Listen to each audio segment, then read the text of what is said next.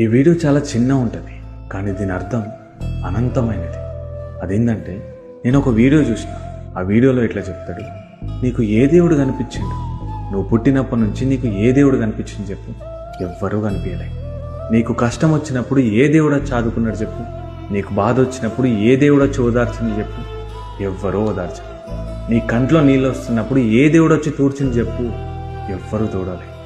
నీకు కష్టం వచ్చినా, బాధ వచ్చినా, కన్నీళ్ళు వచ్చినా ఆదుకుంది, ఓదార్చింది, కన్నీళ్ళు తూర్చింది నీవు కన్న తల్లిదండ్రులు మాత్రమే.